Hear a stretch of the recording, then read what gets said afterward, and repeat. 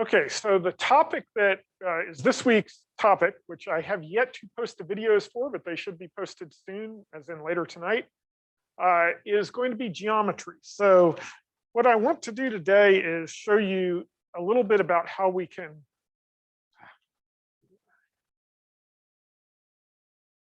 put together a few basic geometric algorithms. And sort of all of the topics that we cover in this entire course, geometry is the one that really builds on itself the most. So the idea of the sort of key to solving most of these geometry problems is putting together kind of small little routines that all build on themselves. And this is a time when it helps to have a class and it helps to have little things, and each one just adds on to the other things. And then finally, if you do this enough, you get to more powerful operations. And that's the way a lot of the geometry stuff works. And we'll talk, I mean, when you watch the video, you'll see I talk about some stuff like floating point error and things like that. There's things to be careful of. I'm not going to focus on those so much here, but I want to give you an idea of how you can do a lot of these geometric operations and just show how you implement some of the basic structures that you'll want to use in the upcoming problem set, for instance. Okay, but it's this type of thing is what you use for almost every geometric calculation. So we'll start out with our standard setup.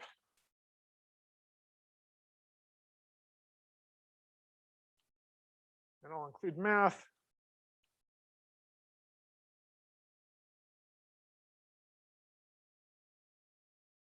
Okay, and kind of the core thing that we'll probably want to use the most is a point class. We're going to want something that's going to let us represent points and vectors and stuff like that.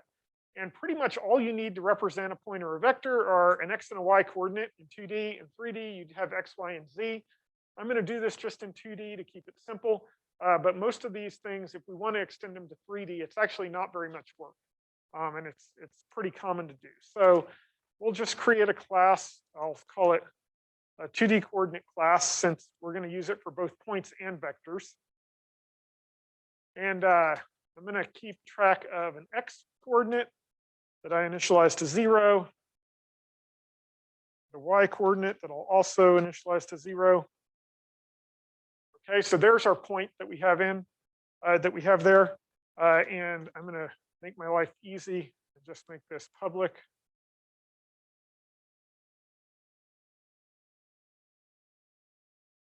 And I'll go ahead and I'll go ahead and define one or two things for it really quickly, just so that we can have something to work with. So I'm going to go ahead and define an operator that's going to let me output a point. This is just for debugging purposes. It's not something that you normally need. We do, what is it, ostream. Sorry, it's been a while. Ostream ampersand.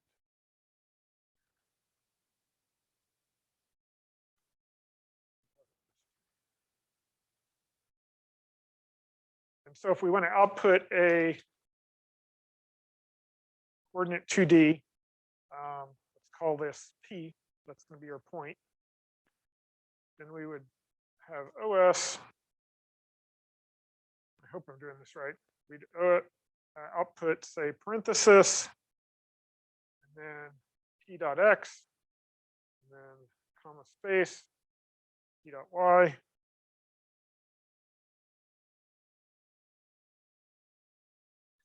Okay, so basically all we have now, we have a point, can store an x and a y. We should be able to output it.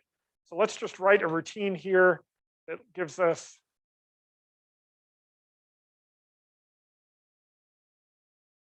say 4 points A, B, C, and D.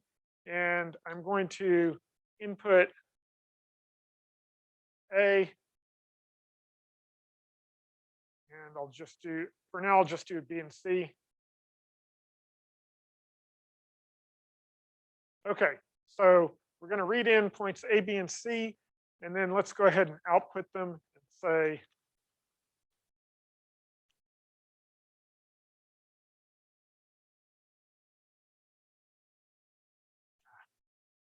point A.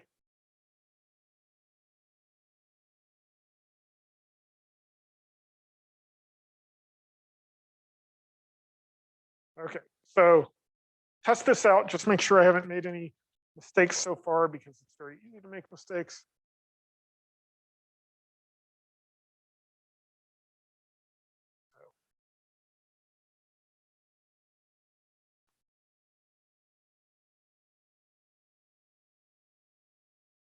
Okay, and if I run this, I'm going to have a point like 0, 0, and a point 1, 0, and 0, 1. And those are my 3 points, 0, 0, 1, 0, and 0. Okay, so we're reading stuff in, we're getting our points, everything's working fine so far. Okay, so very simple. We haven't done much of anything at this point, but we have a point there. So what are some of the things that we want to do with points? We want to calculate something like distance between 2 points. So I can create a function called distance or dist, and I'll say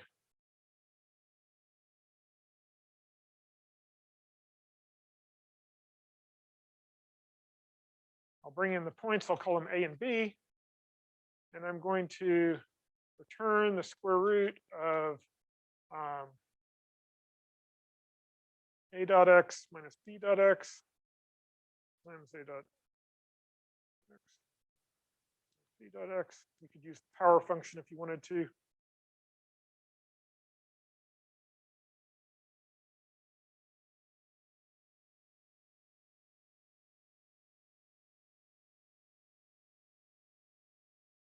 Okay, and just to check that this is working,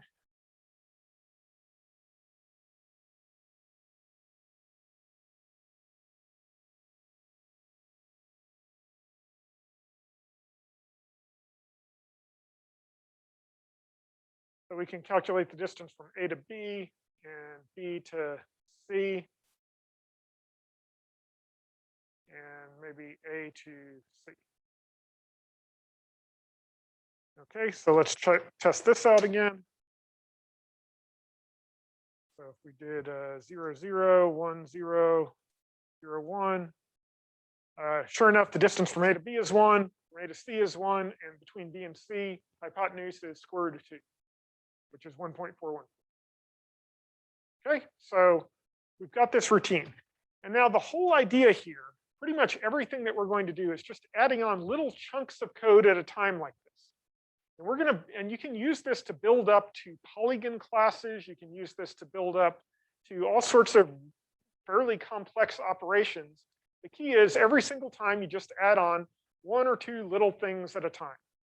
Okay, so let's say, this is coordinates, and if we wanted to be careful, we might distinguish between points and vectors. I'm just grouping them all together at this point. But like one of the things that we will want to do sometimes is we'll want to create a vector, a difference between 2 points, A minus B. Okay, so we'd like to be able to write that and just write point minus point.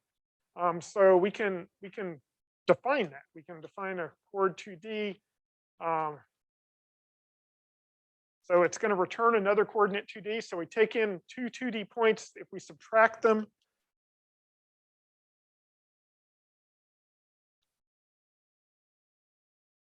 like this,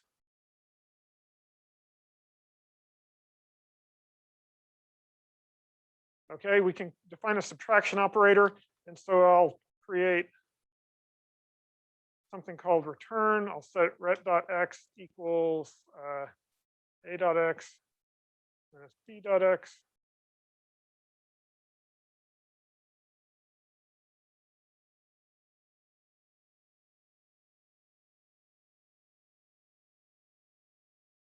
And then we return that.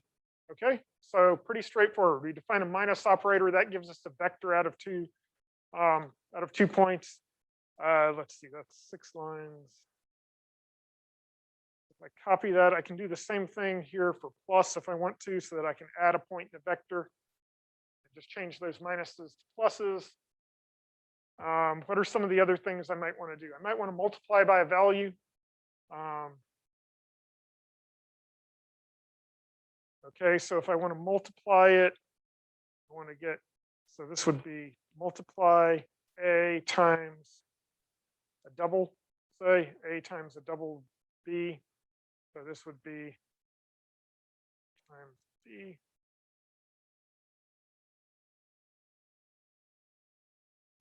We might divide. So if I want a division where I take A and divide by a value, it's the same thing. Okay, so all of this I hope will work, but this just lets us do some basic operations between these things. Okay, so for example, down here, let's say that I have my these points here, A, B, and C, and I will create a couple of vectors, V1 and V2. I'll say that V1 is equal to, let's say we want to go from A to B to C. So it would be B minus A, and V2 is going to be C minus B. And then I can output each of those.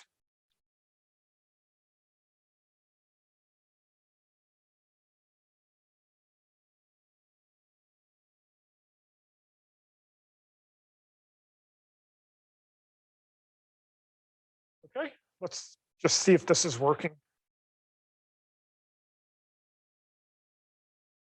So let's say I go from 0, 0 to 1, 0 to 0, 1. Okay, so from 0, 0 to 1, 0 is the vector 1, 0. From 1, 0 to 0, 1 is minus 1, 1. Okay, so those vectors seem correct. Okay, so we were able to define a minus operation there. We built that up into it.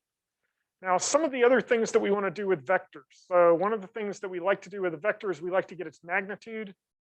And so we can define maybe a member function that'll give us the magnitude of a vector. So we can do double,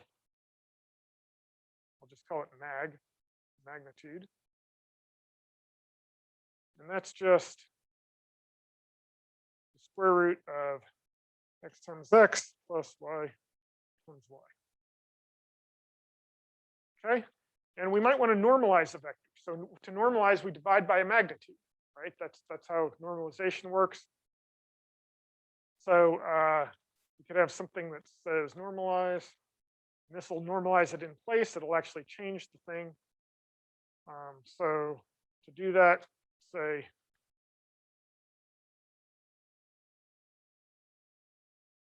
we get the magnitude of the vector, and we divide x and y by the magnitude.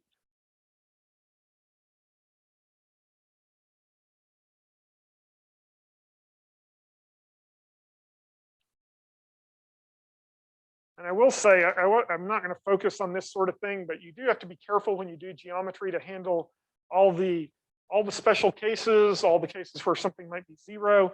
So we'd probably want to have something in here like that says if m is equal to 0, and we just return. Okay, so we don't want to actually have a case where we divide by 0. We want to just leave it like it is. Yeah. Nope, nope. Like that.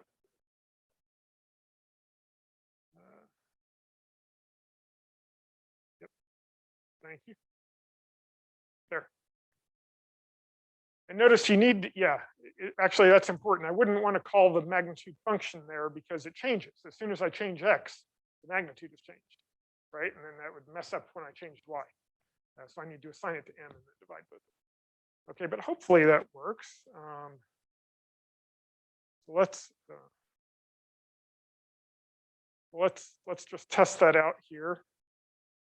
I'll say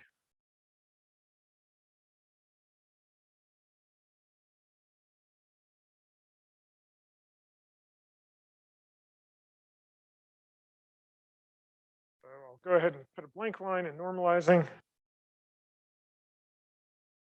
And output vector v1 and v2 again.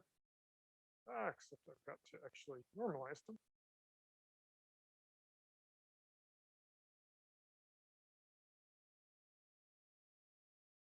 Okay, so I normalize v1 and v2.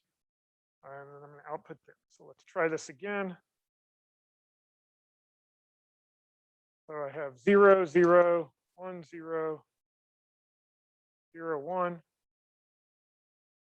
Okay, and you can see it does normalize that vector minus 1, 1, so that each one is square root of 2 over 2.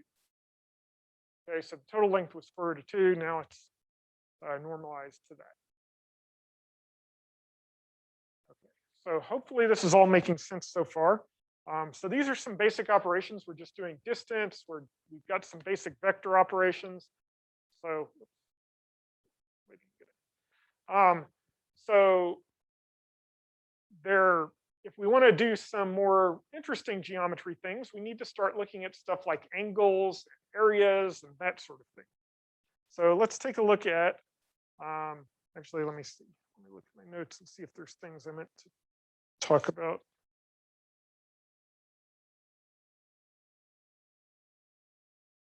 I think I'm okay. Okay, so yeah, so let's think about angles. So one of the things we can do, and again, you'll want to watch the video to be reminded of some of this, but you should remember some of it from your old days of physics or linear algebra or something along those lines, is we can get an angle between two vectors by taking the dot product of the two vectors, and that's going to be the cosine of the angle times the magnitude of each of the vectors. So we can write a routine that'll do that. So let's go ahead and maybe first of all, I'll write a dot product routine.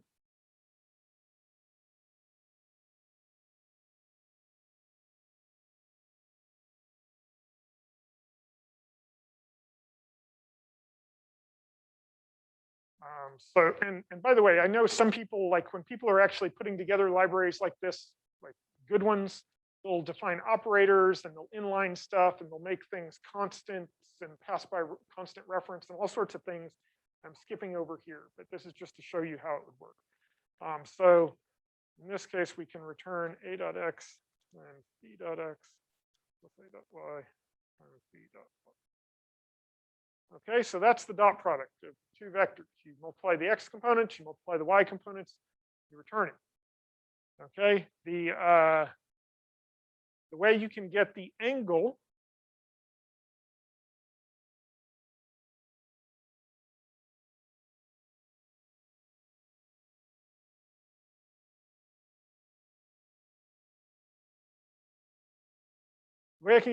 is I can take the dot product and I can divide by the magnitudes, or maybe an easier way is just to normalize each of these. Notice since it's passed by value, I'm not actually affecting where it's getting called from. And then I will return arc cosine of dot AB. Okay, so I take the dot product between the two, I return the arc cosine, that should give me the angle.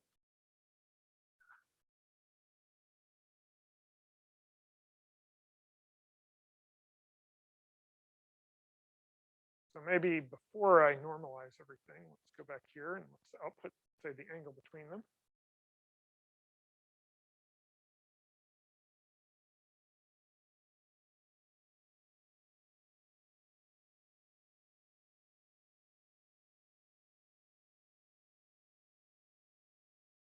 Okay, so that's the angle. I'll just say personally, I find it easier to work in degrees than radian values unless I output pi. So let me just modify that.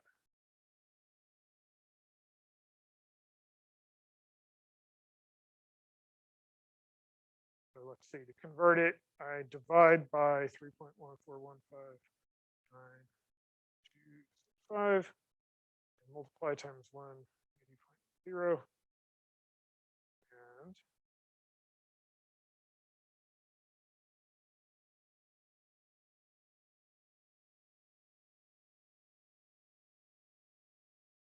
okay, so let's just see how this works. Okay, so that should be the angle between them. So if I run this again, I was using 0, 0, 1, 0, 0, 0, 1, 0, 0, 1. Okay, so we get that the angle is 135 degrees. So if you imagine that you're going from 0, 0 to 1, 0, imagine the vector in your head going out the x-axis, and then you're going back up to a point on the y-axis. That angle that you turn is 135 degrees. Okay, so 3/4 pi radians. Okay, so 90 degrees would be straight up. So let's try it a different way. Remember, this is going from A to B and then B to C. So if I went in a straight line, if I went 0, 0 to 1, 0 to 2, 0, that's a straight line, and the angle between them is 0 degrees. Okay, if I turned 90 degrees, so if I went, say, 0, 0 to, I will go out 10 units on the x-axis, and then I go down 3 units, say. Okay, it's a 90-degree angle that I turned. From going there, I turned 90 degrees. Okay, so that's the way you get the angle, the size of the angle between two things. The other thing that is super common, and in fact, it's one of the key things that you need to use in the convex hull algorithm that I described, that it'll be in one of the videos, is you need to know a sign, basically the direction that you're turning. So if I'm following a vector in one direction, I need to know, am I turning right or left? Okay, is it a left-hand turn or a right-hand turn? And basically, you can do that by taking the cross product of two vectors. So if you take one vector and the next vector, if you're turning to the left, the cross product is positive. If you're turning to the right, the cross product is negative. If the cross product is 0, you're in the same line. Okay, so let's go ahead and write one that will do a cross product. So make sure I didn't miss anything I meant to do. No, okay. Oh.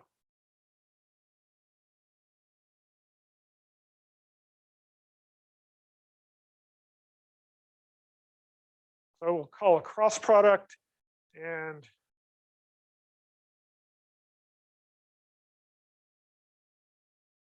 we're going to take in two vectors. So this will be a cross product of two vectors. And it's going to be in 2D, so it's just going to be a double value. Now in 3D, you'd have two 3D vectors and you'd return a 3D vector, right? But the cross product, I always have to look this up. I never remember it.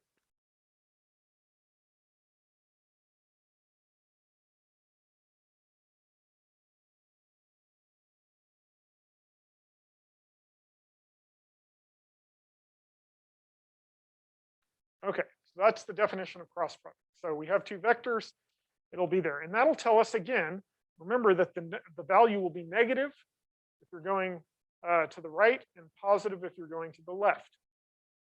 Okay, and that basic thing, is it a left-hand turn or not? That is one of the most fundamental things that you want to know in a lot of geometric calculations. You're trying to figure out, am I making left-hand turns or am I making right-hand turns? Okay, and so I can do that then for 3 points.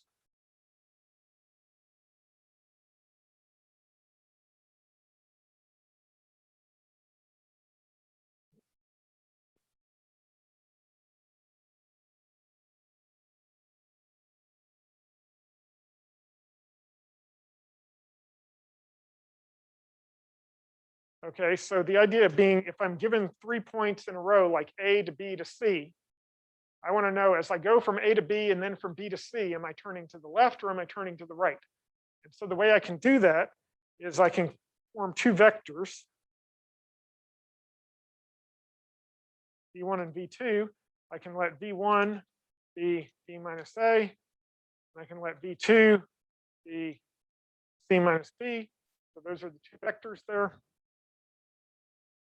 And I can then return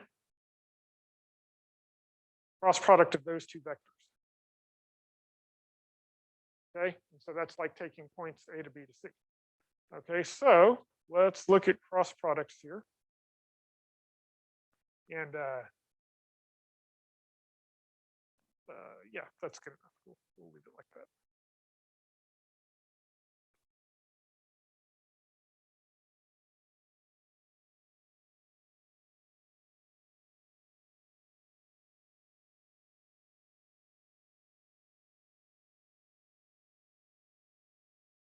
Okay, so we're just going to use the cross product ABC and get the result of that. So if I go ahead and compile this. Oh, I've got an error. I love this type of error. So it's lowercase. You know,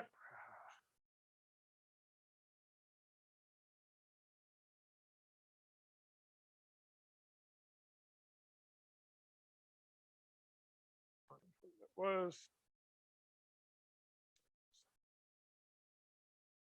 You know, you would think that they would have gotten the compiler when you have one little typo like that, it doesn't spit out so many error messages by now. Annoying. Okay. All right, so so we have that. Let's do the example that we had before, where we go from. Except now I'm just going to go. It's easier for me to picture if I go from 0, 0 out to 1, 0, and then I turn to the left and go up to 1, 1. So it's like a 90-degree turn to the left.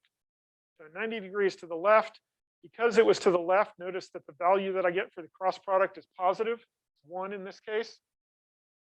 Okay, if I were to do the same thing going to the right, if I went from 0, 0 to 1, 0 to 1, minus 1, okay, I would have a negative cross product. And that would be true. You know, you can imagine going from 0, 0. I start at the origin, say, and I go to, I don't know, some number like, you know, 1380. Okay, so there's some point way up in space, and then I go from there to some point like 174. Okay, if you picture that in your head, you can say, okay, I'm going x13, y80, then I have the next one, x100, y74. You can imagine as I go from the first point to the second to the third, is that a right hand or a left hand turn? Right. Yeah, it's a right hand turn, and therefore the cross product should be negative, I sure hope. So yes, the cross product is negative, negative 7038. Okay. So one of the things that is useful to know is you can find the area of a triangle of 3 points by taking the cross product of the two vectors. So from the middle point to each of the two, or from one point to either of the two vectors, you take the cross product and divide by 2. So if you remember, the area of a parallelogram is the cross product. So if you divide it by 2, you get the area of a triangle. So if I want the triangle area, actually let me just copy this.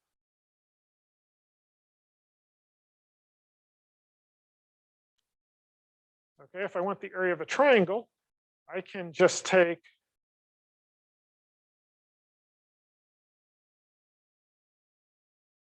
divide it by 2. Now, notice this is a signed area.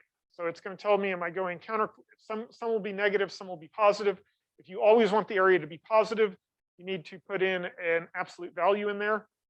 Okay, so this is going to be a signed area. Sometimes you want a signed area, so that'll tell you is it sort of like taking away area, sometimes, and versus adding area. But that's basically what you need. That's all you need there. So we can say something like the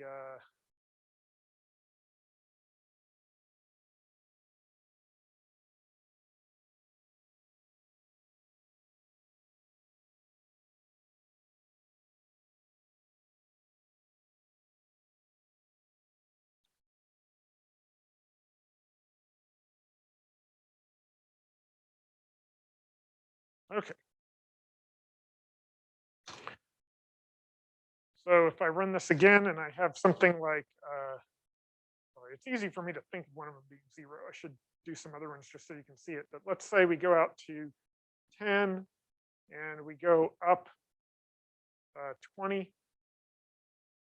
So it's a right-handed triangle, 10 base, 20 high. The area should be 100.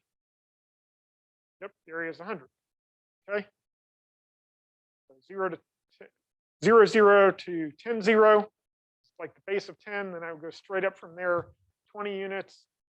So 10 times 20 divided by 2, 100. Yes, that came out correct. Okay, but this should be true for all of them. And notice if they were given in right-hand rule or with a right-hand turn, it would be the other way around. Okay, so Before I go on to the next thing, I just want to point out we've built up none of those routines. Like if you look at any of these things that I did here, it's like a lot of code, but all of these are very simple routines that you can write yourself. And I would like strongly encourage you, don't just copy the code that I wrote here, like try to do this yourself, because I think you could do it in a matter of just as much time as I did here. I mean, maybe it will take you a little bit longer, but you'll be able to build up your own library. You'll understand it. Yes, you can copy what I did. It's legal, but it's not that hard to write. Like none of these are complicated routines. You can do each one, and it's not very tricky. And you can do things like, say, create a routine like is left hand turn true or false, or is right hand turn true or false, and some of that sort of stuff. Okay, so let me mention like one more thing that comes up, and I'm not gonna put all of this together because I want you to be able to write these on your own. But just so you know, you can create then, like I said, all of this is just build up one thing on top of another. We can create a line class. Okay, and a line class, at least the way we normally think about it, is a couple of points, point A and point B, a starting point and an ending point. Okay, and so if I've got point A and point B, and I have the line between them, there's a few different representations that you can have for that line. Again, we talk about some of them. One of the common representations is the point ray version. So you have the starting point, point 1, and you have a vector going to the second. Okay, but basically the class is going to have a point P1, that's where it's going to start. It's going to have the point P2, this is the ending point.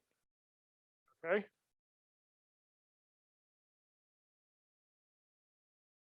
Now, it doesn't always have a clear start and end, but you can just pick one and call it the start and ending point.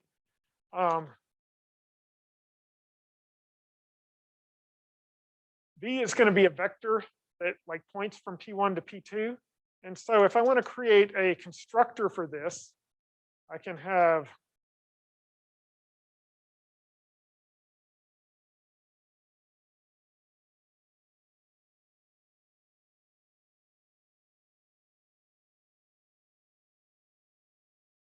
set P1 equal to A,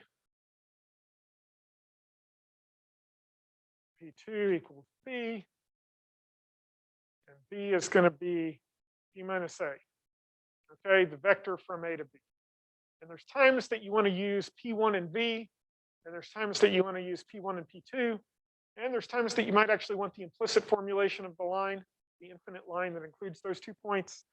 But that's kind of the basic idea there. So there's a very basic line class. And now, and this is the part I'm not going to do for you, okay, because I'm wanting you to know how to do it yourself. Okay, but you can put together things like, for instance, you can put something that, I'm not going to fill in the whole thing, but you can have a routine that's an intersection routine. Okay, so if I intersect 2 lines, what's the result of intersecting 2 lines? Point. Okay, so we are going to have, in this case, a chord 2D. That's going to be the point that we have, and it'll be intersect. And we're going to take in line L1 and line L2. And then we are going to do stuff. Okay, and we could intersect 2 lines that way. Okay, another thing that we could do, you could get point to a line, which is going to be double. So how far away is a point from a line segment?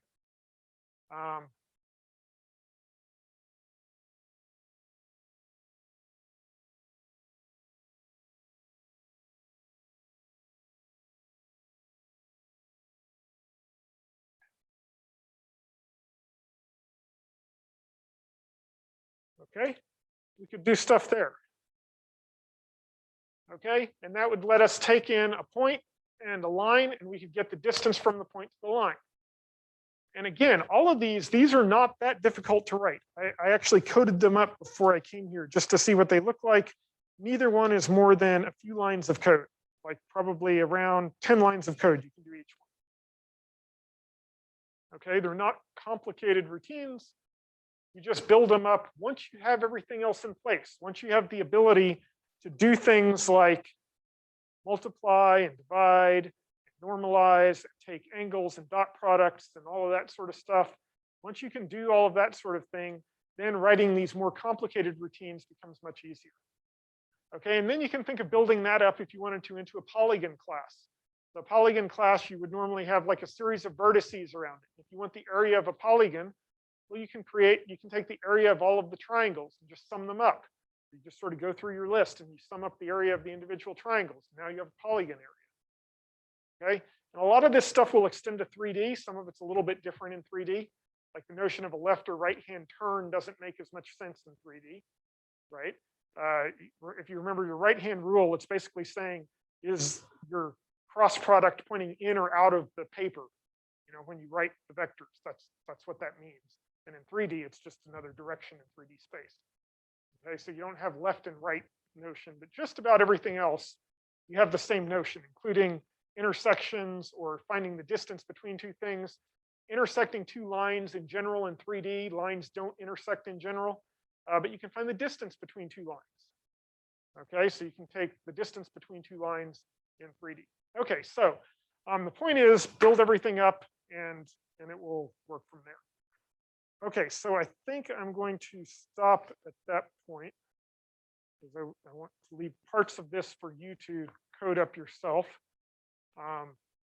Any questions on this? That's pretty much what I wanted to show you for today.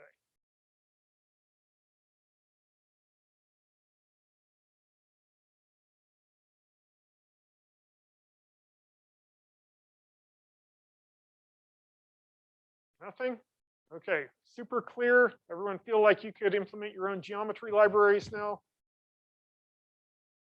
I will say I think that once you have some of the fundamentals for the geometry problems, usually then actually doing the problem, it's just a matter of like applying those things over and over. Sometimes you need to be a little bit more efficient. Sometimes you need to be careful of stuff like making sure that you're not going to divide by 0. For instance, if you are looking for the intersection of two lines, you need to make sure you handle the case where the lines are parallel to each other. If that's the case, they don't have an intersection. So you'd want to return something like infinity. Okay, when you're taking the distance between a point and a line, you have to decide, do I want the distance between the point and the infinite line that includes those 2 points? Or do I want the distance between the point and the line segment, just between the starting and ending point? Because basically sometimes the shortest distance is to the line segment, and sometimes the shortest distance is to one of the 2 endpoints. Okay. All right. Okay. Well, I don't have anything else. We're 5 minutes early, but we can go ahead and stop here. Hey, since you've got 5 minutes, let me ask all of you, please fill out your course evaluations. I've been meaning to remind you, and I always forget to do that. Please fill out the course evaluations.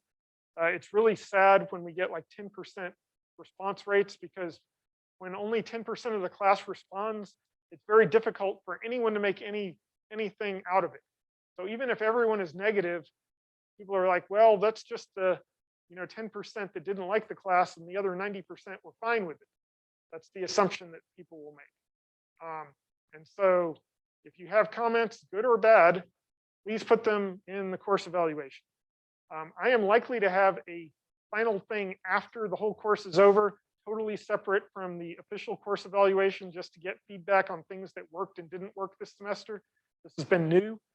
Trying everything with online stuff. It's not the way I'm used to doing it.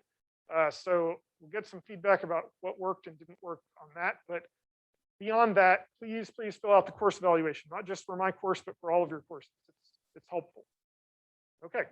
Unless someone has a question, you're free to go. Have a good day and see you on Friday.